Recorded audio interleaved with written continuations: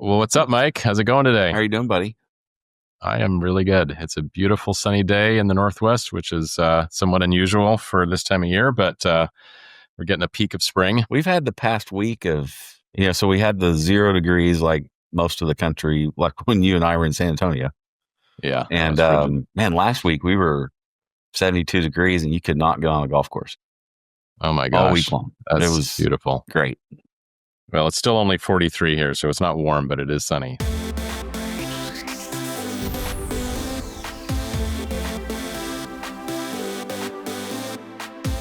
I'm excited for today's show. We have a guest that is doing something really creative, and I think something that the metalworking industry really needs and will benefit from. So excited to have Chris Stevens on the show. So Chris, welcome. Thank you. It's an honor and a pleasure to be here. And I'm laughing at you guys' weather because we just got 8 to 10 inches of snow last night, the night before. So Mother Nature had a very different idea of what spring looks like for us here in Minnesota. So we dug ourselves out, but hopefully that's the last of it. Where are you in Minnesota? Minneapolis. Oh, okay. So we're about as far north before you become Canada. Yeah, sure. I like Minneapolis. It's a great space, just not when it's cold and snowy and Right. sub-zero. Yeah. So Chris, for those that aren't familiar with what your new project is, why don't you tell us all about it and a bit of your background and how you decided to do this? Yeah, great question. So I'll start a little bit with my history, kind of where I've come from. I'd like to kind of boil it all the way back to the very beginning, our first introduction to CNC machining. That was when I was a senior in high school. I started off at a pattern shop, taking out the trash of all things, sweeping the floor, picking up all the different tools, getting sandpaper for all the guys that are working on tools. It's everybody's origin story. It's a humbling. Did you run the saw too? No, I wasn't old enough. I had to wait till I was 18 to do that. But once I turned 18, oh man, they couldn't stop me. I was on every piece of equipment. It was a long 1.5 years before I was able to actually work on equipment. So let's just say I was very professional taking out trash by the end of that time frame. So I started there. That was kind of my first introduction. Went off to do college. I got a manufacturing and plastics engineering background, and then completely forgot all about my CNC background and went all plastics after that. But I still like to think that the molds themselves is all still CNC machining and cutting. So still never lost it at the end of the day. From there, I worked for a whole bunch of different manufacturing companies, mostly med device, obviously being here in the Minneapolis area.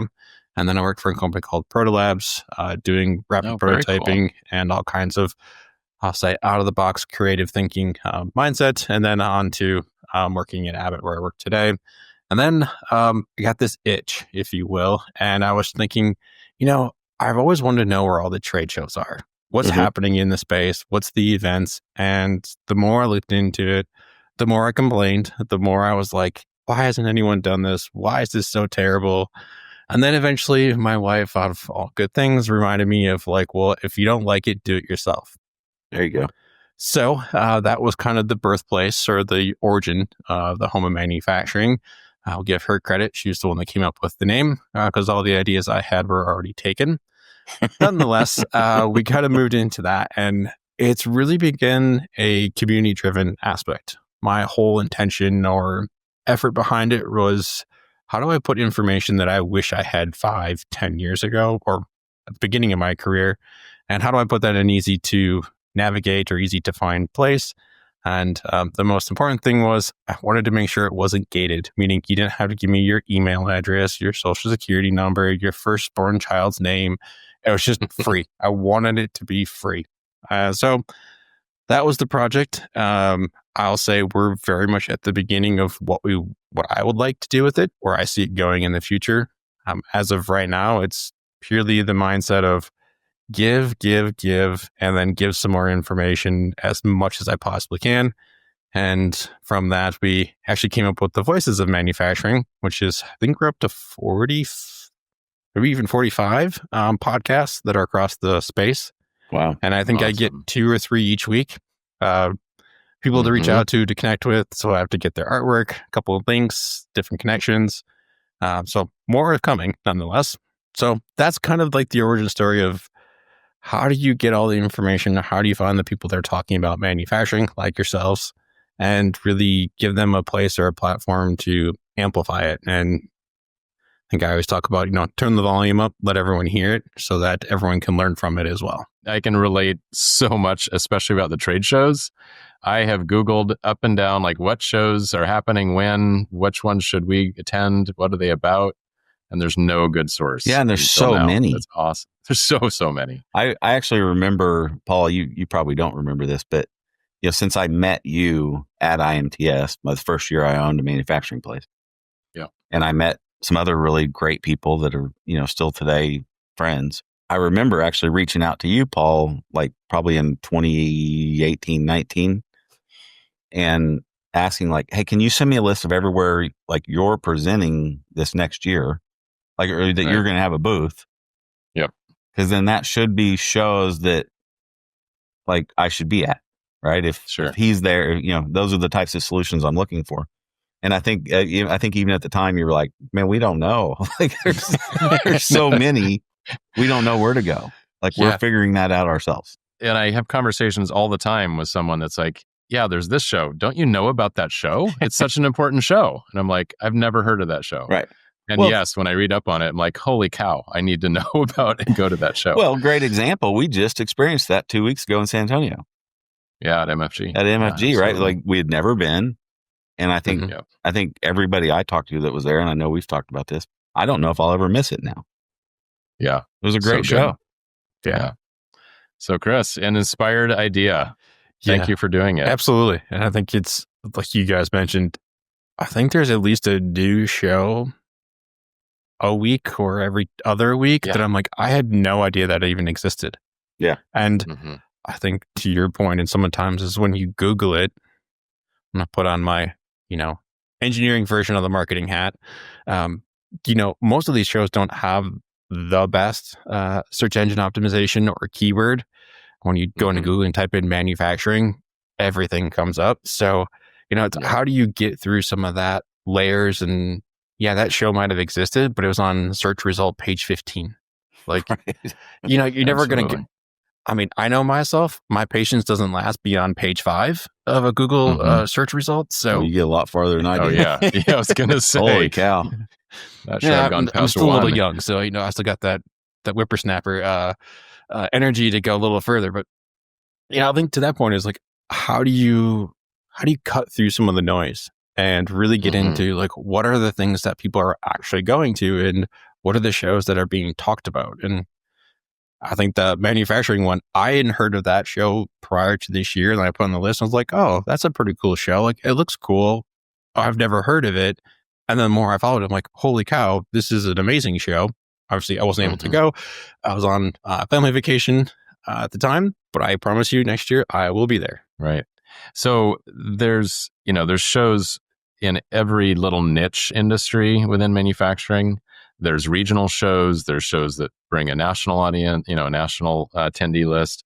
How are you going to organize these? Just tell us a little bit about when people go there to discover. Are they looking by region, by niche, or Well, you must have been looking at my notes and the questions that keep me up late at night, because that is very much one of them. Is this list is growing quite quickly, and it's I think at one time I had 150. I think it's obviously wheeled down now that a few are gone, and some of them aren't really shows anymore, or they had the wrong dates. But that's kind of where I see next steps is adding in different filters. Show me by region, by state, by machine cutting tools, by injection molding, by food and beverage, or automotive, aerospace. And I'll admit to this, and I think anyone that's ever gone down creating a website that has no right or means of knowledge to do it, you learn a lot very quickly of what you don't know. So that is very much a lot of the process now is, okay, how do I figure out how to do this? How do I make the web page work the way I want? Why can't I just add a couple buttons and filters and it works? Sure. Oh, I need to write code. Okay. Well, gosh, and don't know thinking that. about it, thinking about it too, that doesn't even probably dive into, I haven't noticed, maybe you've already done this, but that doesn't even dive into a lot of the kind of private company shows, right? So whether it's Hex Live in Vegas this summer or Paperless Parts in April in Boston, and that like the user conference and very niche shows, as in just this company doing a big event, right? There's just so many to choose from. There really is, and I think what has taken me by surprise is, man, if you were going to every show and every event, like you'd be gone 350 of the 365 days a year. Like there's just so much happening, and there's so much there that I think, one, you miss out on a lot of stuff. Two, like once you get that many, how do you prioritize? What are as much as we'd love to have an unlimited travel budget, it just doesn't exist. And which are the ones that, say, what are the key 5 ones that you should attend this year? That's a hard thing to know if you don't know all of them that exist. And I think to your point, Mike, is what are all the private shows? And there's so many that I've, by mistake have found, and some intentionally, and you work through, you're like, okay, cool. There's a whole new section that I had no idea existed. Okay, well, let's get the notebook out and start writing them down. And next thing I know, I got 25 of them. And I'm like, okay, well, here we go back to coding. Add them to the list. Right. Literally, I think the week before you kind of announced and published your site, I had actually spent some time trying to build a calendar of events. And the one thing I noticed is, you're right there. I mean, so first of all, every week of the year, you could go to a show. And in a lot of cases, they overlap, right? So, I mean, there's a lot of weeks that you couldn't go to all the shows because you can't be in 3 places at the same time. So the filters, I bet that will be incredibly helpful when you can get to that point. I mean, that's where you could really drill in and say, okay, I want to go see Metrology Solutions, or something like that. Yeah. And that's, I would say, as much as if I would have did this 5 years ago, I don't think I would have been able to do it. The cheat code is I've used ChatGPT for a lot of my coding, and just being able to figure out, hey, how do I add this? How do I make it look like this? But to your point is, I don't think that this, unless you had a background in, website design, a lot of these things weren't feasible or possible for the average person or average engineer like myself to do with a short time period. If you spend tens or hundreds of hours, you'll obviously accomplish it. But as we know, these trade shows are coming and going and changing. And how do you make it scalable? How do you capture all that information? And I'm sure there's a lot of engineers and software guys that are like, oh yeah, you could just write an easy script and do this, this, and this. And I'm like, whoa, okay. How do I get that? Sounds easy.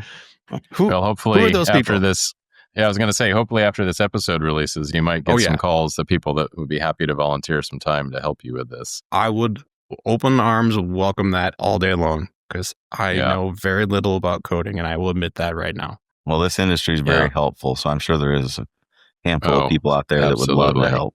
Absolutely. Yeah. Now, the podcast side.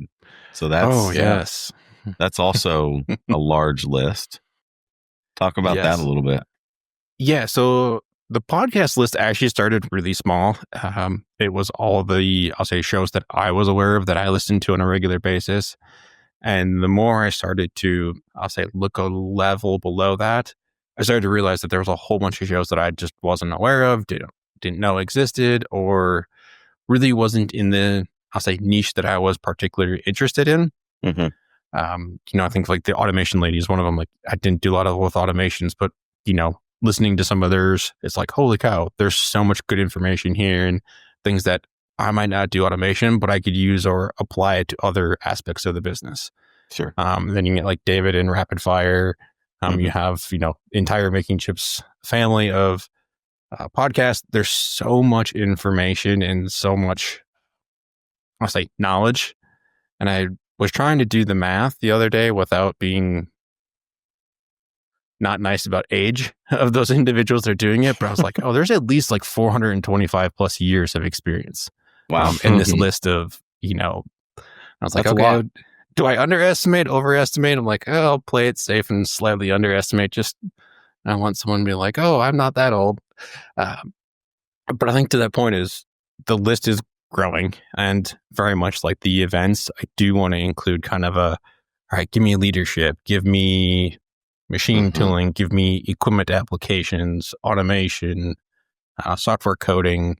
And there's even been, I'll say, a little bit of an interest or a spark of what podcasts are outside of manufacturing that might be applicable. There's a ton of business ones out there. Oh, sure. Leaderships, and think of like the Turner Mining Group, and drawing a blank on his first name. But he has a great, the Per Diem podcast. It's always interesting and fascinating to listen to, what's on his thoughts, just unscripted, very open and transparent about how he runs a business. There's just a lot of cool things out there that I think great people are doing amazing things with, that really peel back the layers and give you a transparent look and decide, what does it mean to be in manufacturing, or what does it mean to run a business? Yeah. Have you done any like general math of, so you talked about the age of experience. I'm actually, I have on my screen here, I have your site pulled up, just scrolling through it. How much content do you think is being published on a weekly, monthly basis from these shows, like in an hour's perspective? I thought of that the other day, and I was like, oh, I should really do the math on that. I haven't, but it would be a very interesting thing to figure out how much is being created. I would venture to guess, and by all means, don't quote me or hold me to it, the social world, but I'm going to guess somewhere between 40 and 50 hours a week. Well, yeah, I would guess, yeah, I at least. Easily. Yeah. Because I know, like, I don't know our number from the Making Chips family, but what I do know is, like, by the end of this month, we're going to be publishing roughly 24 shows a month. Yeah. At an average of, 45 minutes to an hour. Yeah. That's right. That's going to be 25 to, 20 to 24 hours a month of content on all sorts of subjects, all in different areas, whether it's leadership or financial or automation or whatever. And that's not your whole list, right? Yeah. It's a fraction. That's just a small part of your list. Yeah. Now you got me curious. I think I have my weekend project. Yeah, that would be really interesting to see dig what into that this average is. I feel like, the inner engineer and, data analytics person to me is gonna be like, okay, we're gonna graph this each week. Like, how many hours are posted each week, and then do kind of a run chart, if you will, and just to see what happens. I'm very curious. That would be fascinating. And even going back, 10 years when Making Chips is one of the few. Yeah. And just watch that graph grow over time exponentially. Yeah, that's, Paul and I's origin story around Making Chips, which we shared on an episode not too long ago, just kind of reintroduce ourselves to everybody. But, when we both were looking for podcasts, for me, it was in 2018. I think, Paul, you were 2016, 17. Yeah. Making Chips was the only one really in this space. There were a few like real technical tooling episodes that I found and stuff, or shows that I found and stuff. But from a general sense of, like maybe running a machine shop or, shop floor leadership, that type of stuff, which is what I was looking for. The only thing I found was Making Chips at the time. And now you've got a list of 50 and it's not complete. Yeah, it's nowhere near complete. I've learned. I thought I had it all, but I keep finding more and more and more. So yeah, I see a few missing that I'll email you. Okay. That are great shows. Yeah. And I love your idea though about the other shows, right? Because I get a lot of value out of other shows as well. And I always say, like, a lot of what I talk about on By the Numbers, or the stuff we talk about on Making Chips, and certainly the stuff Paul talks about on Machine Shop Mastery, they're in a manufacturing context, but people the principles behind accounting and finance of a manufacturing business is not that much different than really any business, right? There are unique features, but not exclusive, right? So absolutely. Yeah. So really anybody could listen to that and take some of those same concepts to a construction business, name it, any other industry. Yeah, I totally agree. I think so same thing. Yeah. Pulling some of these others in would be, and I think that's where I lack in my own playlist. I tend to add manufacturing shows because that's the industry I'm in. But then I think sometimes it kind of doesn't give me a bigger picture. So I'd love it if you ended up exploding into some other categories. That'd be great. And I think you made a good point there, is really talking about like, what are the things that, translate between industries, translates between business types.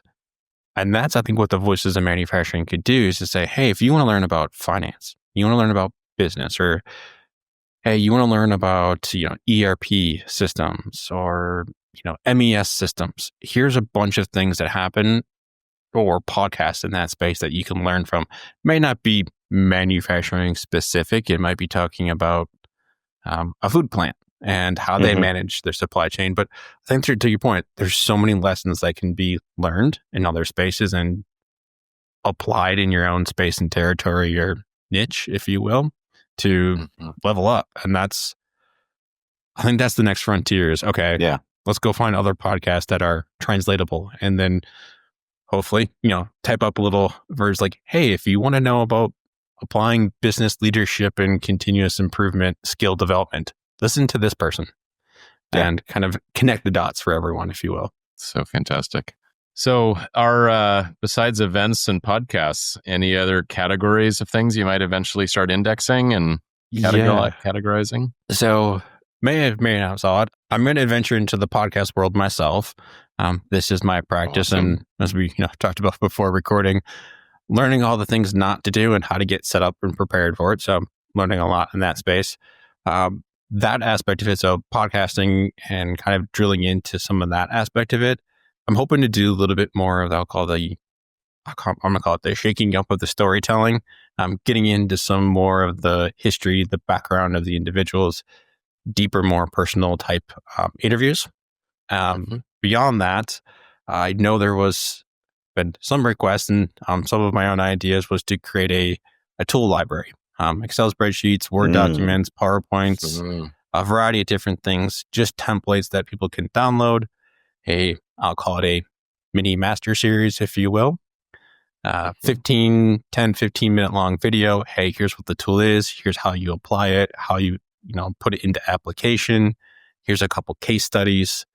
And then if all goes well, use the podcast to interview or do the video case study on a company or an individual that has applied said tool. And then kind of what's the before and after viewpoint. Again, diving into what is the tool, how's it work, what'd you learn, what worked, what didn't work, what were the successes and failures and triumphs, and kind of get into just more than the how-to step 1 through 10 type aspect. I love that. That would be powerful. So valuable. Yeah, because people have these tools, have these templates, these spreadsheets, these calculators, whatever it is, that they absolutely rely on every day. It's so essential to them. They couldn't do their job without it. And to catalog that and share that, share that across the industry and let people discover it in a much easier way than going on Google today. What a great idea. Yeah, and I find like at Google, you get, I don't call it information overload, but it's like you get almost too many options. You're like, I have 50 to pick from. I don't even know where to start. And I think hopefully from here is we can say, hey, I'll think of feeds and speeds calculator. It's the one that comes off the top of my head. Like, here's 3 different versions of it.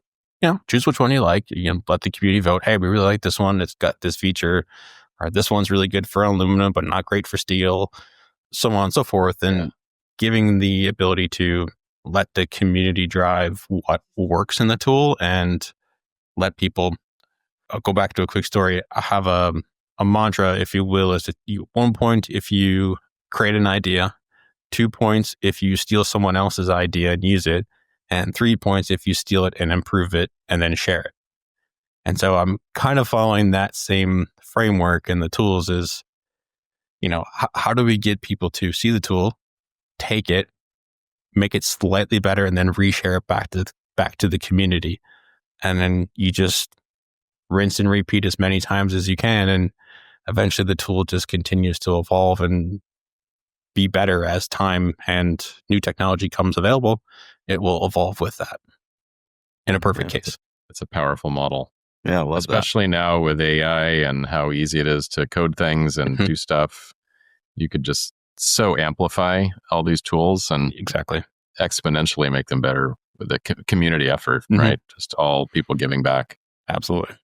That's so fantastic. So, Chris, as we kind of wrap up, what are things that like our listeners or even, ourselves, being like in the podcast space, being aware of different events and so forth, how can we help? Like, this is a great endeavor. Like, how can all of us contribute? The community is an important component of it. And on the website, I do have a lovely form, courtesy of Squarespace. So if you see a podcast, a voice, event, or, anything that you can think of that would be super useful, just drop it in there. There's a form, shows up in my inbox. Okay. I try to reply to everyone within a timely manner. So far, I'll say I have a pretty good track record of I'll get a voice of manufacturing, I'll get an event, I'll usually add it that day or the next day onto the list. So trying to keep up as fast as I can from that aspect. Otherwise, if you're on LinkedIn, shoot me a DM, shoot me a message, comment on any of the posts, let us know what's missing, tag people. I think that's always sometimes the best way of, yeah, sure. Hey, have you heard of this podcast or you heard of this person? Tag them in there. I think it does it's an underutilized resource, I think, in LinkedIn, because it's not only taking the audience that we have or anyone else might have, and it connects them to the new person so they can also learn of that individual or that event at the same time that we are. I think it just amplifies it even further, that the community can connect all the dots and we can just be the ship or the vessel that records the history of all that event and allows it to be easily shared across the industry.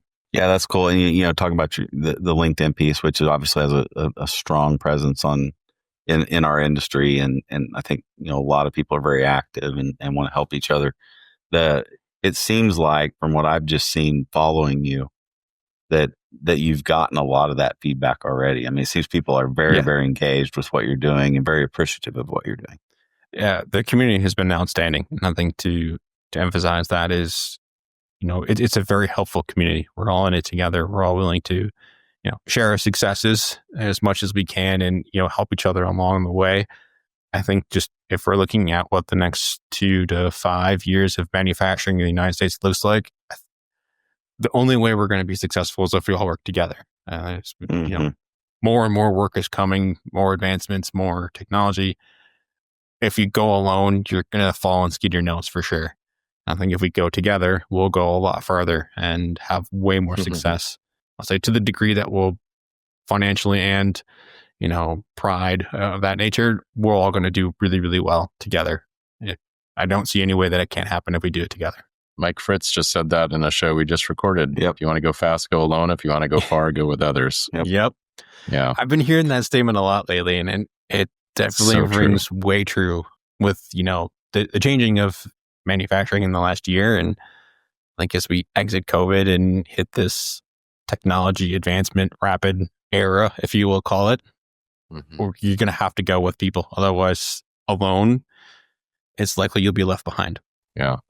So I guess in addition to, missing events and podcasts, if someone goes to the home of MFG.com and you're a techie kind of person and you know how to code or you have ideas for a database or something, sounds like you're wide open to hearing from those folks too. Anything to make it more efficient, I am open ears, and I will welcome you to come have a chat with me, because I am learning as I'm coding and learning as I'm going. And I will promise you it works. Is it the most efficient? No, not even close. I can promise that just by the number of hours I put into it. Well, There's got to be a better way. I know we've got a lot of people out there in the audience that understand this. So hopefully some of them will kind of reach out and I would be as passionate as you are of helping bring all this community together. Absolutely. If I could help you, I would, but it would not be good. It's kind of the approach I've had of like, I'm helping myself, but at the same time, I'm also like, yeah, this is not good. Like, this is, and some of it was like, oh, it'll get big, but it's not going to get that big that I can't manage it. Yeah, it's getting to the point where it's like, okay, I think the last time I looked for like the events, I was up to like 3,000 lines of code. Oh my gosh. Just putting it in there and, hand doing it a good someone in the comment section is going to probably murder me for this. Of like, you're hand coding the whole thing. Yes, because that's all I know. So all the more reason why I need help. Yep. Yeah, absolutely.